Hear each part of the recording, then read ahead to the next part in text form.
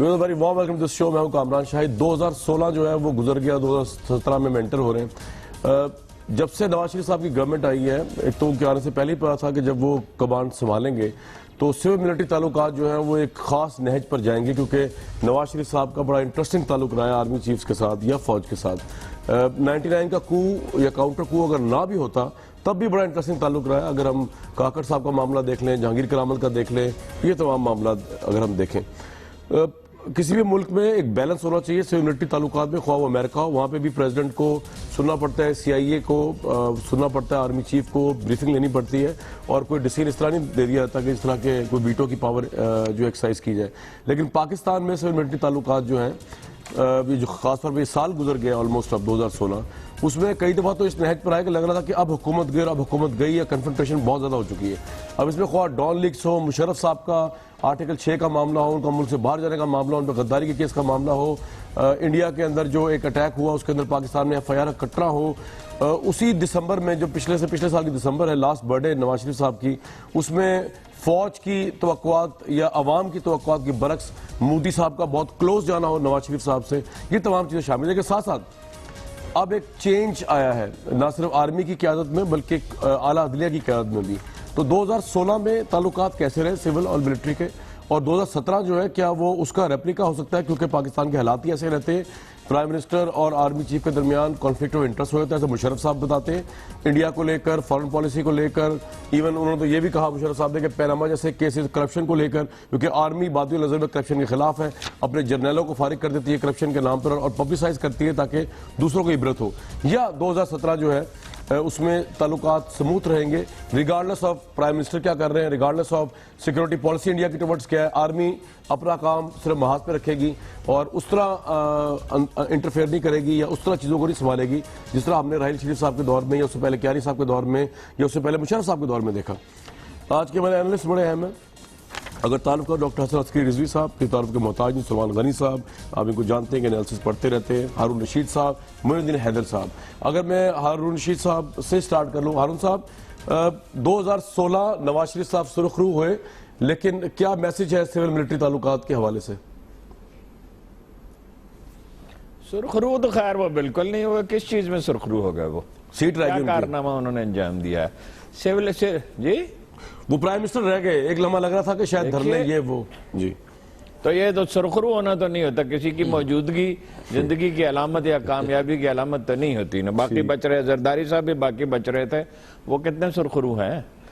گزارے یہ ہے کہ بہتری تو آئی ہے سول ملٹری تعلقات میں. اس وقت کچھ غلطیاں کی گئی تھیں جو اب نہیں دہرائی جا رہی. مثلا یہ کہا گیا کہ کچھ غلیل والے ہیں اور کچھ دلیل والے ہیں, اور دلیل والے آپ ملاحظہ فرمائیے کون تھے, اور غلیل کتنا تحقیر کا لفظ ہے, جیسے کوئی غیر ذمہ دار لونڈے ان کا ذکر ہو رہا ہو. اور پھر مذاکرات ہوتے رہے طالبان کے ساتھ. ان طالبان کے ساتھ سارا ملک جانتا تھا جن سے مذاکرات کامیاب نہیں ہو سکتے, اور انہوں نے قتل عام کیا ہر جگہ جہاں ممکن تھا. پھر ہوش آئی کہ ان سے مذاکرات نہیں ہو سکتے. تو یہ ملٹری کی طرف سے لیڈرشپ سے بھی زیادتیاں ہوئی ہیں, اور بڑی خوفناک زیادتیاں ہوتی رہی ہیں. لیکن اب جو سچویشن ہے میرا خیال اس میں زیادہ انحصار سول حکومت پہ ہے. اگر وہ میرا خیال ہے کچھ سبق انہوں نے سیکھا بھی ہے, کچھ بہتری اس میں آئی بھی ہے.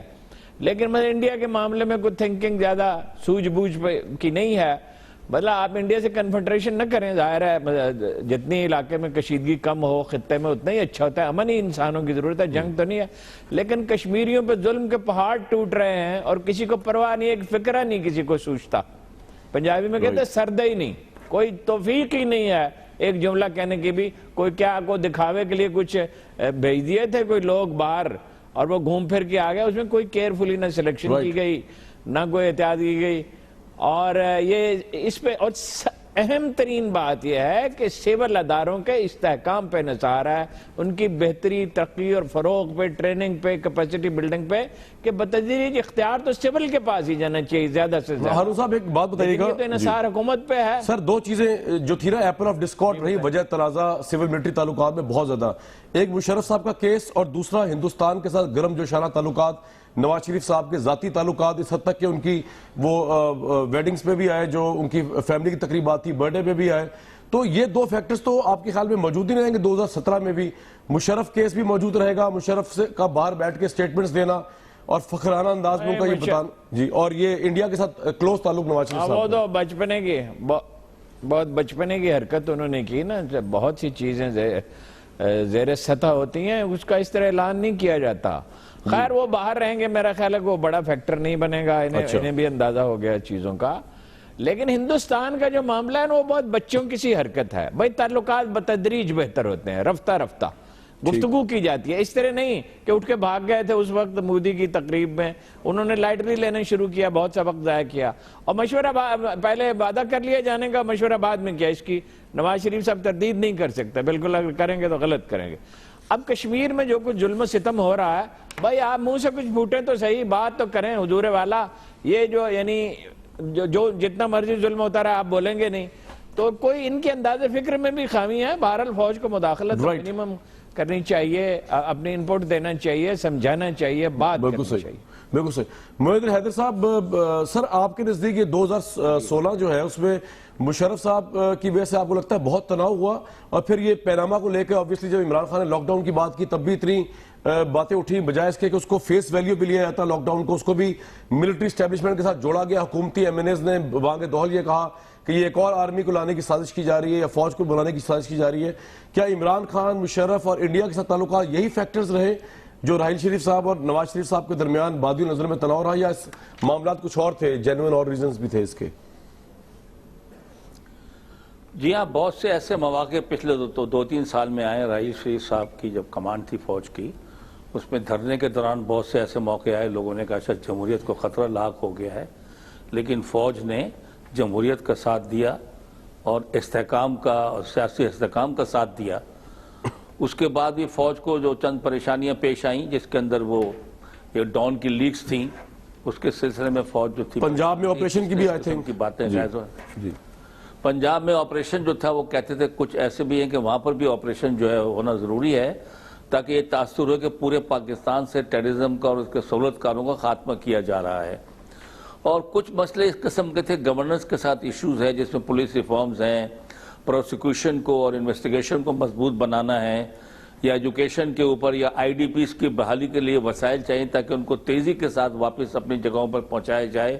تو اس قسم کی پریشانیاں پیش آتی رہیں، لیکن یہ بات ابھی 3 سال کی تاریخ میں آپ دیکھ سکتے ہیں کہ فوج نے جمہوریت کو مضبوط کرنے میں اپنا کردار ادا کیا.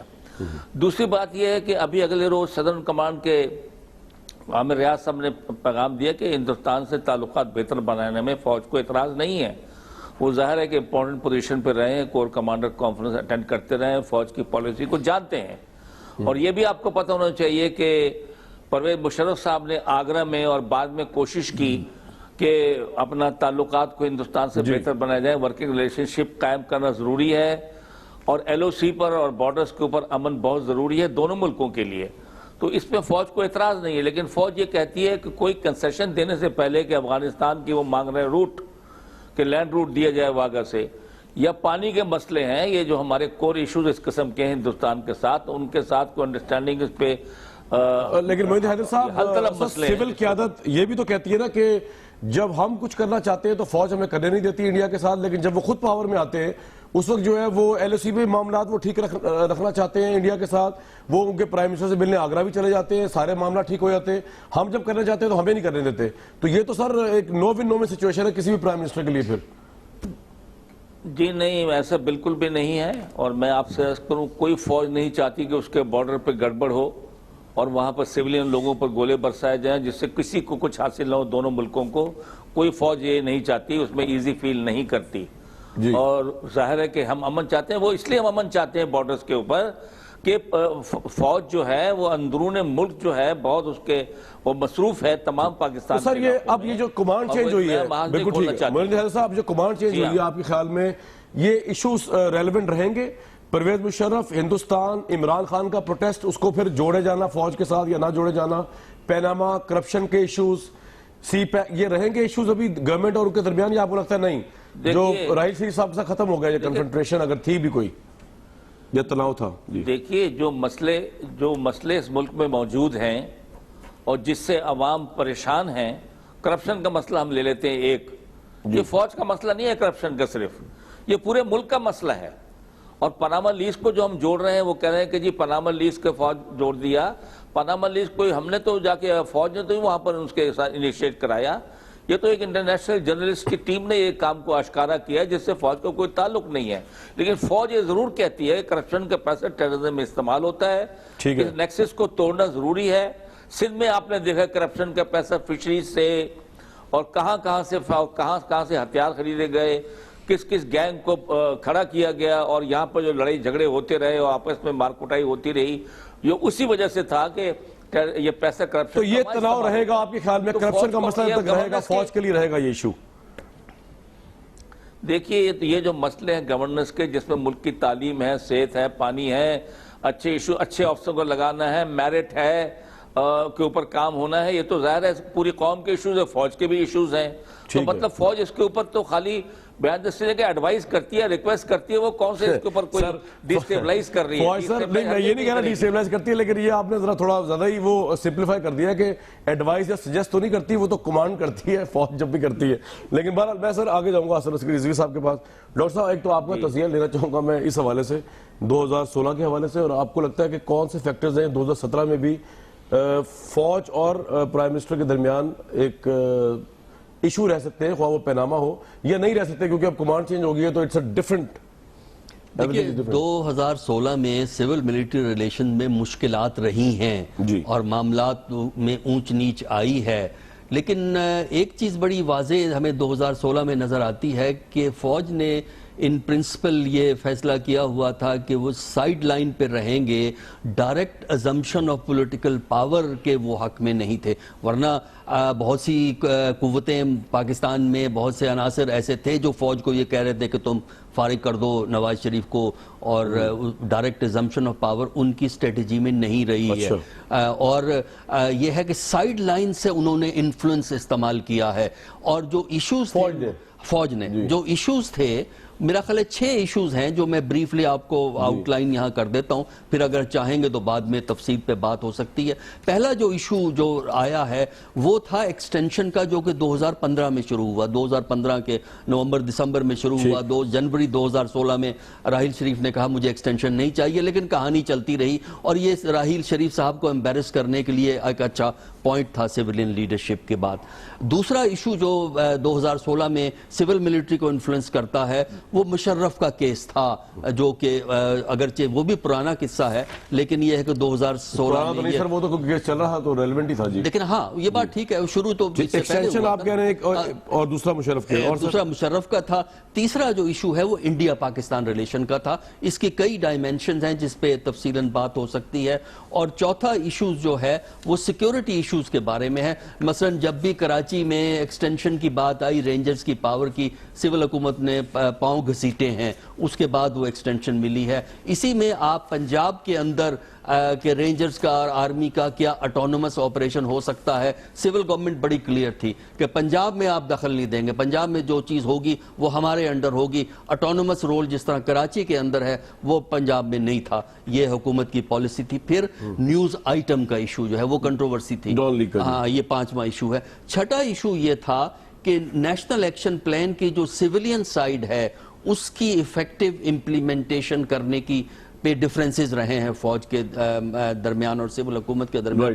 تو یہ 6 ایشوز ہیں. ان میں سے کتنے 2017 میں بھی ریلیونٹ ہیں؟ دیکھیں اس وقت جو ہے فوج میں ایک تبدیلی کا پروسیس ہے, جو ہمارا خیال یہ ہے کہ جنوری DSI بھی چینج ہو گئے ہیں, اور ISI کی لیڈرشپ بھی.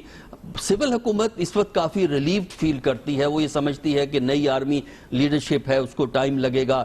خصوصاً ISI میں جو چینج آئی ہے اس سے میرا خیال ہے سول حکومت کافی ہمیں سیٹسفائیڈ نظر آتی ہے. ISI میں بڑا آپ نے سٹریس کیا کہ جو ISI میں جو چینج آئی ہے, میرا خیال ہے کہ وہ یہ ہے فیکٹر ہے. جو میں تو سول کی تھنکنگ کی, ہماری جو لیڈرشپ کی تھنکنگ کی بات کر رہا ہوں. نہیں آپ کے خیال میں سر یہ راحیل آرمی چیف نے خود یہ ڈیسیژن لیا ہوگا یا پرائم منسٹر نے سجیسٹ کیا ہوگا DGI کا؟ دیکھیں ہوا یہ ہے کہ اصولاً تو ISI کا چیف جو ہے وہ پرائم منسٹر اپوائنٹ کرتا ہے, لیکن آرمی چیف کے ریکمنڈیشن کے اوپر ہوا کرتا ہے. اس میں صرف دیکھنا یہ ہے کہ اس میں آرمی چیف کی ریکمنڈیشن سے یہ نام گیا تھا یا پرائم منسٹر نے خود کیا. اس سے پہلے کی مثال ہے, بے نظیر بھٹو کے زمانے میں جو ہے کلو صاحب کو بنایا گیا تھا, جس پہ آرمی چیف خوش نہیں تھے. اس وقت بیگ صاحب کے بیانات, جنرل بیگ صاحب کے بیانات موجود ہیں کہ وہ ISI کی جو اپوائنٹمنٹ بے نظیر نے کی تھی اس سے ناخوش تھے. بڑا کلیئر بیان ہے. تو ہمیں ابھی یہ وقت بتائے گا سچویشن کیا ہے.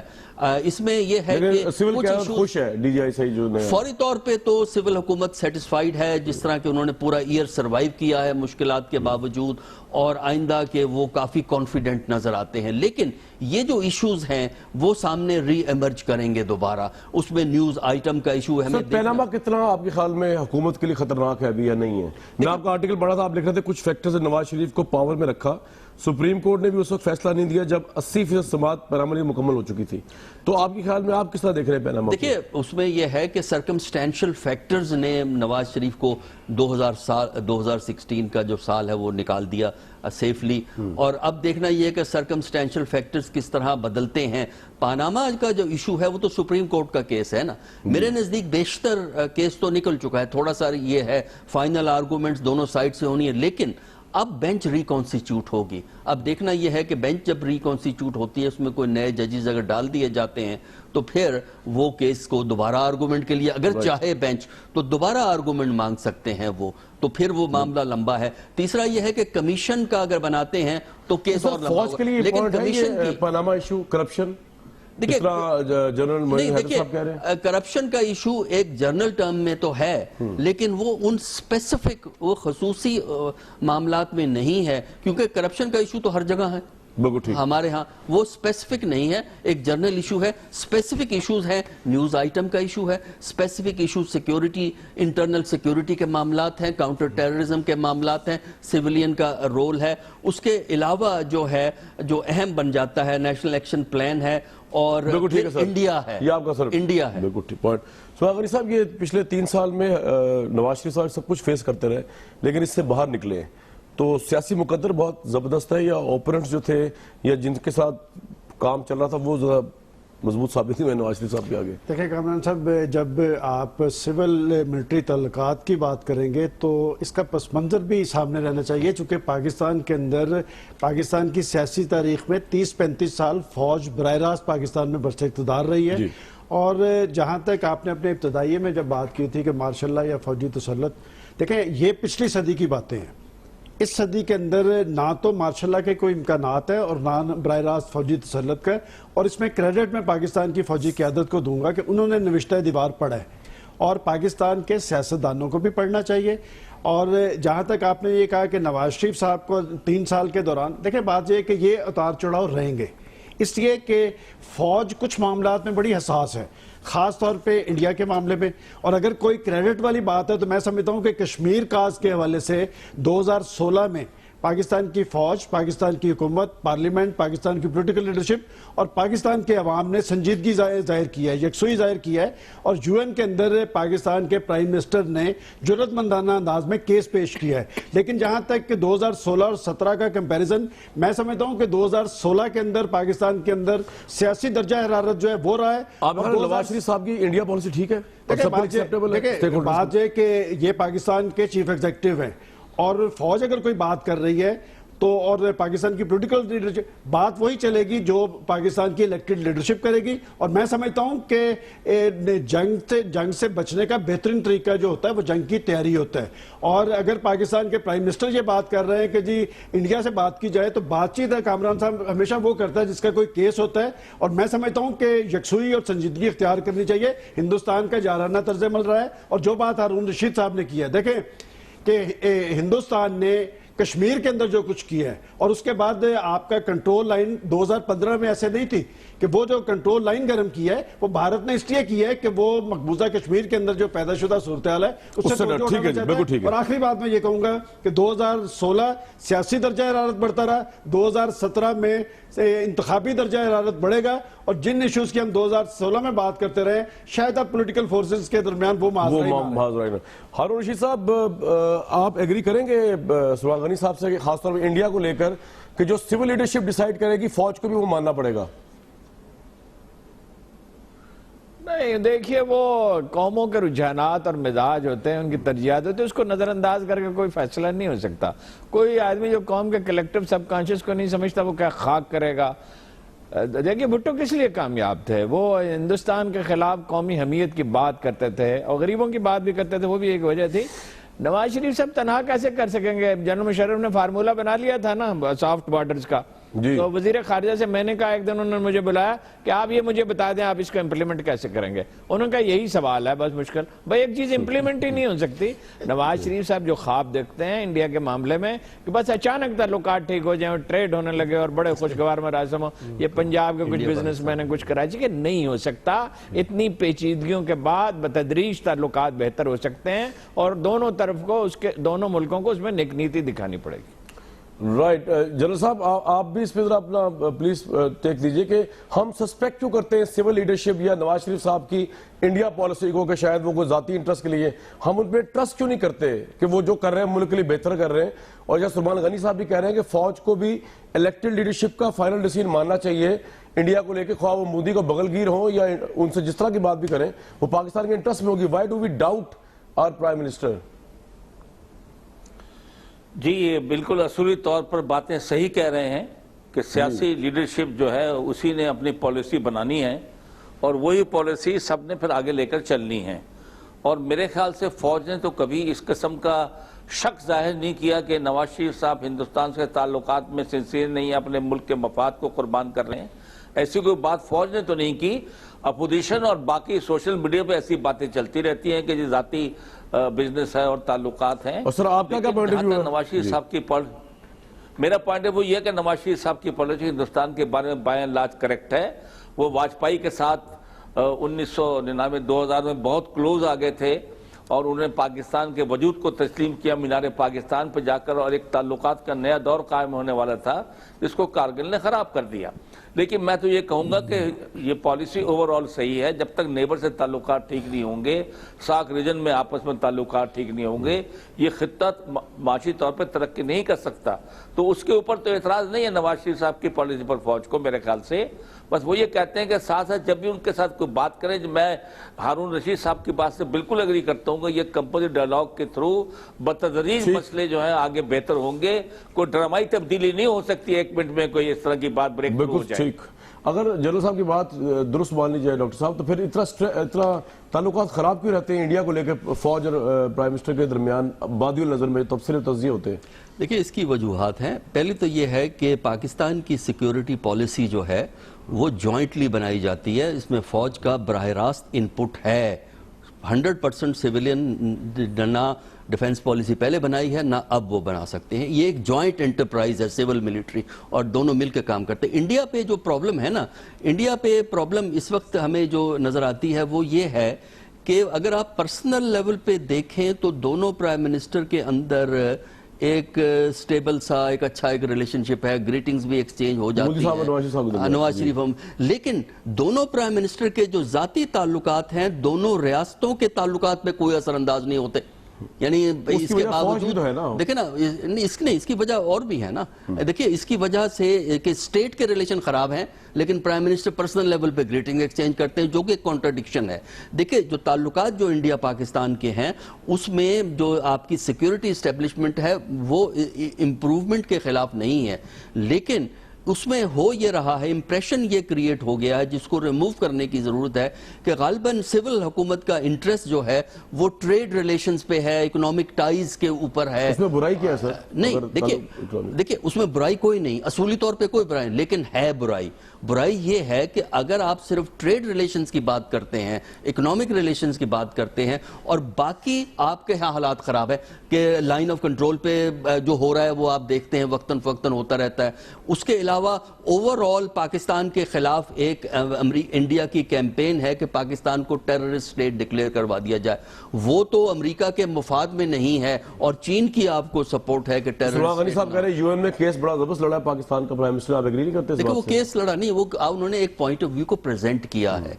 केस वहां जनरल असेंबली में आप एक पॉइंट ऑफ व्यू प्रेजेंट करते हैं जो कि उन्होंने किया है और सही किया है उन्होंने प्राइम मिनिस्टर साहब। एक ब्रेक लेंगे, उसके बाद व्यूअर्स पाकिस्तान के सियासी मंजरनामे में भी आते हैं और 2017 के तनाजुर में भी इमरान खान और नवाज शरीफ और जरदारी साहब इन तीनों को डिस्कशन करेंगे एक ब्रेक के बाद।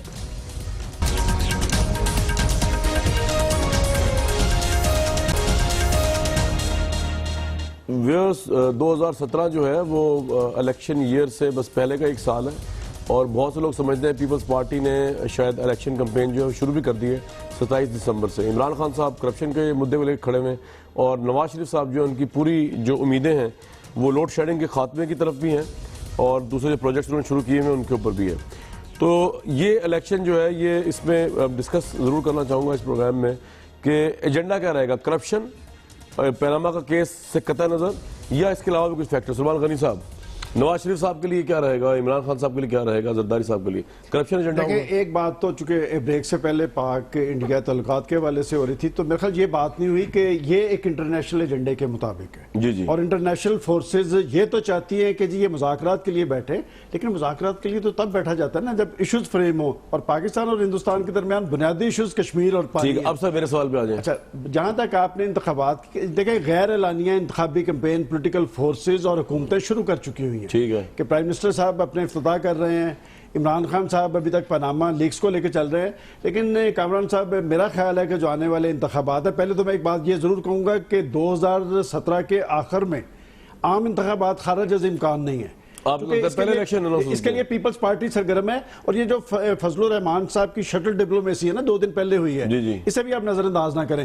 لیکن ایشوز کیا ہوں گے, یہ جو کرپشن اور لوٹ مار ہے یہ پاکستان کا بڑا ایشو ہے, یہ کسی پارٹی کا ایشو نہیں ہے, اس لیے کہ پاکستان اس آگ میں جل رہا ہے اور پاکستان کی پولیٹیکل فورسز اس میں سنجیدہ نہیں. نون لیگ کے لیے کیا ایشو ہوگا, ان کا تو اپنا کیس چل رہا ہے. میں آپ کو کہتا ہوں جی نون لیگ سب سے زیادہ, یہ جو چودھری نثار علی خان نے بڑی جرات سے ایک بات کی ہے کہ جی نیب کا چیئرمین عدلیہ کے ذریعے ہونا چاہیے, حکومت اور اپوزیشن کے لیے نہیں. شہباز شریف صاحب نے اس کی تائید کی ہے اور اب حکومت, لیکن نواز شریف صاحب نے تائید نہیں کی. دیکھیں شہباز شریف صاحب نے یہ لاہور میں وہ جو صاف پانی پروگرام کے لوگوں کو معطل کیا ہے, آنے والے دنوں میں عثمان غنی صاحب بات یہ ہے کہ چوہدری نثار اور شہباز شریف صاحب جو ہے نا جس بات سے متفق ضروری ہے کہ پرائم منسٹر سے متفق ہے, تو آپ بھی جانتے ہیں. نہیں دیکھیں یہ ایک طے شدہ حکمت عملی کے تحت ہو رہا ہے, اور ساری پولیٹیکل پارٹیز اب کرپشن کا رولا ڈالنے کی کوشش کریں گی, چونکہ انہیں یہ پتا چل گیا ہے انہی کے بیانات کی وجہ سے پاکستان کی عوام ایک تحریک ہے کہ پاکستان کرپشن کی آگ میں جل رہا ہے اور پاکستان کی پولیٹیکل پارٹیز اس میں سنجیدہ نہیں. سر آپ سمجھتے ہیں ہارون صاحب 2017 الیکشن کی تیاری کا سال شروع ہو چکا ہے, اور دوسرا کرپشن کے اوپر نواز شریف صاحب کی پارٹی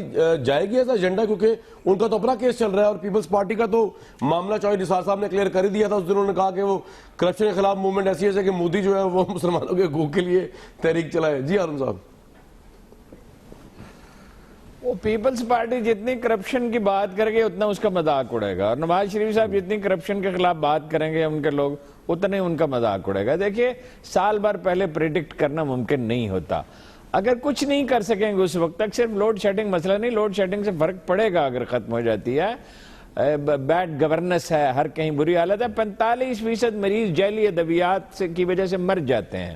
دودھ کا ایک پاؤ خالص نہیں ملتا. اب یہ پہلی دفعہ معاملہ سپریم کورٹ تک پہنچا تو پتہ چلا ایک کمپنی ہے صرف جس کے بارے میں کہا گیا ہے کہ اس کا دودھ ٹھیک ہے. یہ گورننس ہے. یعنی ٹریفک لاہور میں اب چلنی بند ہو گئی, یہ آپ دیکھتے ہیں 2 گھنٹے ہمیں لگ جاتے ہیں دفتر پہنچنے میں. یہ سب ایشو اٹھیں گے, اور جو لوگ یہ سمجھتے ہیں کہ آسانی سے وہ جیت جائیں گے, وہ احمقوں کی جنت میں رہتے ہیں. تبدیلی جب آنی ہوتی ہے, لوگ جب ناراض ہوتے ہیں تو وہ کوئی. ہارون صاحب یہ بتائیے, نواز شریف صاحب ورسز عمران خان صاحب آپ کہاں اس وقت دیکھتے ہیں؟ اگر الیکشن ارلی ہوتے ہیں یا آپ ایون 2018 میں بھی ہوتے ہیں. میرا خیال ہے عمران خان کی حالت تو اس لیے اچھی نہیں ہے کہ ایک تو وہ تنظیم کی حالت بہت خراب ہے, ایک وہ بر وقت کسی چیز کی تیاری نہیں کرتے, ان کے ارد گرد ایسے لوگ ہیں جو بہت خود پسند ہیں, سیلفش ہیں, اپنے مار پہ رہتے ہیں. تو وہ میرا خیال ہے کہ اگر کوئی خرابی پیدا ہوئی تو انڈیپینڈنٹ کینڈیڈیٹ کافی جیت جائیں گے. تحریک انصاف پہلے سے آبویسلی زیادہ سیٹیں لے گی. تو آپ نون لیگ کو پریڈکٹ کر رہے ہیں کہ انہوں نے لانچ کیا ہے, نون لیگ کی پریڈکٹ کر رہے ہیں آپ؟ نہیں, میں نون لیگ کی ضروری نہیں ہے, اس وقت معلوم نہیں کیا سچویشن ہو. اگر ملبہ پڑ گیا یہ مثلا یہی اوباما کا, پیپلز پارٹی کا تو جی کوئی مستقبل بلوچستان میں, پنجاب میں, پختونخوا میں نہیں ہے.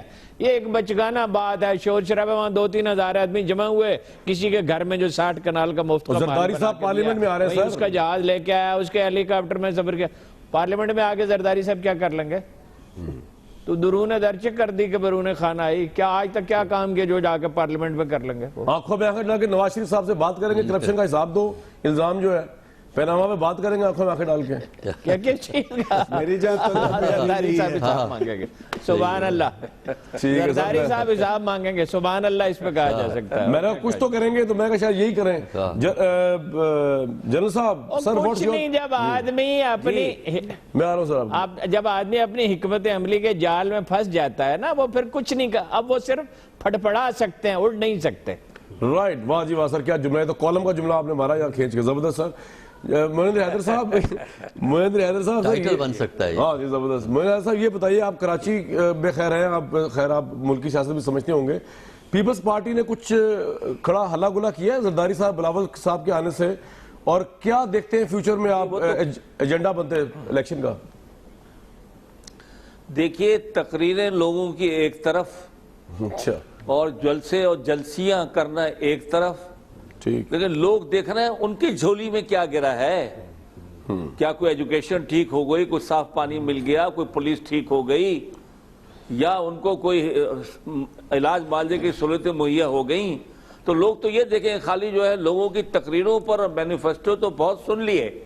दूसरी बात ये, जिस तरह हारून रशीद साहब ने कहा कि इस वक्त जो अवाम ने जब इंतखाब होंगे, किसी न किसी को तो वोट देखना है जी। और हो सकता है कि पहले की तरह लोग जमहूरियत में इतने लोग बहुत बाहर ना निकले वोट देने के लिए। हो सकता है कुछ वजह से वो नाराज भी हों, लेकिन बहरहाल किसी न किसी को तो पार्टी को सर आप किसको प्रेडिक्ट कर रहे हैं? चलो थोड़ा बताएं तो सही। पार्टी है मेरे आप किसको प्रेडिक्ट कर रहे हैं? मैं तो ये समझ रहा हूँ कि नून लीग, मेरे ख्याल से नून लीग जो है जी, वो इस वक्त जो है जिस तरह वो काम कर रही है, खुशकिस्मती से सी पैक हो रहा है, मोटरवेज बन रहे हैं। आप नून लीग कह रही है, प्रोग्राम में मैं रिकॉर्ड का हिस्सा रखूंगा।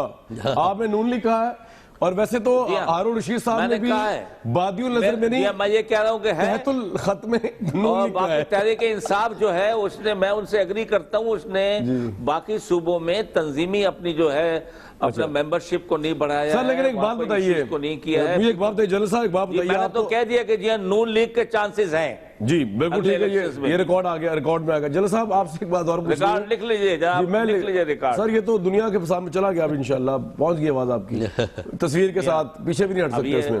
सर ये बताइए मुझे जनरल साहब, इससे पहले मैं डॉक्टर साहब के पास जाऊँ, आप तो एमकेएम स्पेशलिस्ट भी है ना, तो एमकेएम का फ्यूचर क्या देखते हैं कि विदाउट इल्ताफ हुसैन साहब ये एमकेएम पाकिस्तान की स्टैंड करेगी या नहीं करेगी? मुख्तसरन इसका जवाब दे दें मुझे जल्दी से।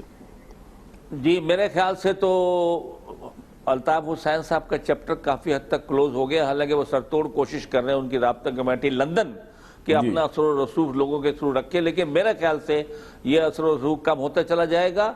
और बहरहाल ये मुस्तफ़ा कमाल को और फारूक सत्तार की पार्टियों को वोट पड़ेंगे, वो जो महाजिर वोट है ज़ाहिर इनके पास जाएगा, ताकि वो समझते हैं कि पीपल पार्टी के मुझे आपसे इसी जवाब की तवक्को थी, रिलीफ दे सकेंगे, गिवन द फैक्ट कि आप एमकेएम स्पेशलिस्ट हैं। बिल्कुल ठीक है सर। डॉक्टर साहब व्हाट्स योर टेक?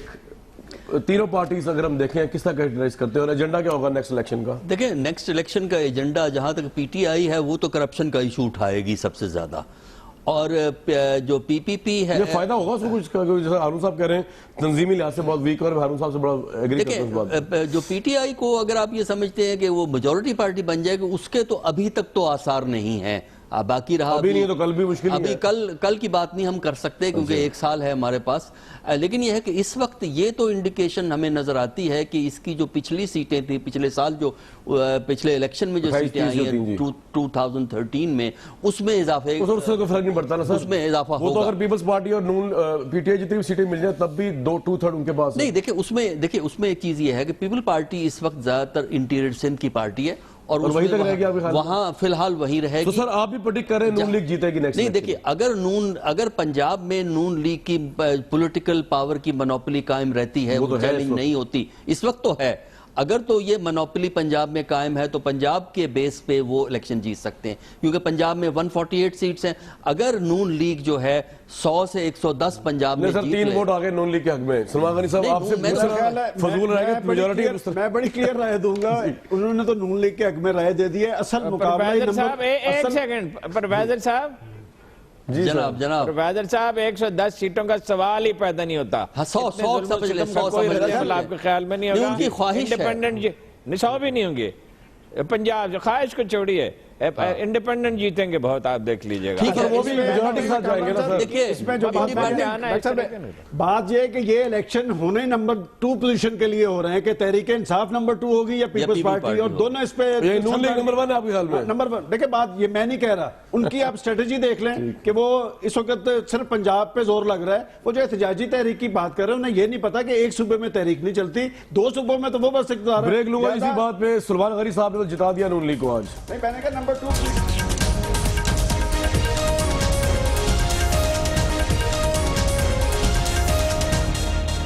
तो बहुत इंपॉर्टेंट एक्सपर्ट हमारे प्रोग्राम में आज रहे हैं, अभी भी हैं, जिन्होंने 2017 और 2018 के इलेक्शन में बात की। मोइनुद्दीन हैदर साहब, डॉक्टर हसन असगरी रिजवी साहब, हारून रशीद साहब, डायरेक्टली और इनडायरेक्टली उन्होंने यही कहा कि नून लीग की पोजीशन स्ट्रांग नजर आ रही है, पीटीआई बहुत वीक नजर है। सुलेमान गनी साहब ने सद तक कह दिया कि मुकाबला दूसरी पोजीशन के लिए है। हारून रशीद साहब ब्रेक में सुलेमान गनी साहब ये भी कह रहे थे कि असल इलेक्शन खैर पख्तूनख्वा में होगा और वहां भी शायद हुकूमत मुश्किल से मिले तहरीक इंसाफ को, बाकी जगह तो रिजल्ट यही आएंगे, शायद नून लीग और ज्यादा उससे जीते। आपका सर क्या टेक है फाइनल?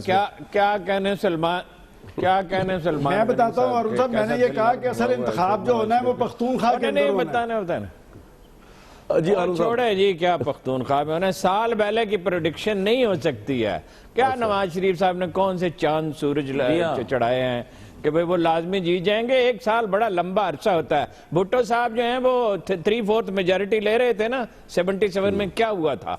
ये ख्वाब हैं जो दिन की रोशनी में देखे जाते हैं। इन ख्वाबों का अंजाम कभी अच्छा नहीं होता। जो कुछ उन्होंने किया है मुख्तलिफ चीजों में, उसका उन्हें हिसाब देना है। राइट, वक्त खत्म हो गया। ये हिसाब सबने देना, हमने भी देना है, हम रोज देते हैं, दोबारा देंगे आपको, कल फिर देंगे इंशाल्लाह। इजाजत।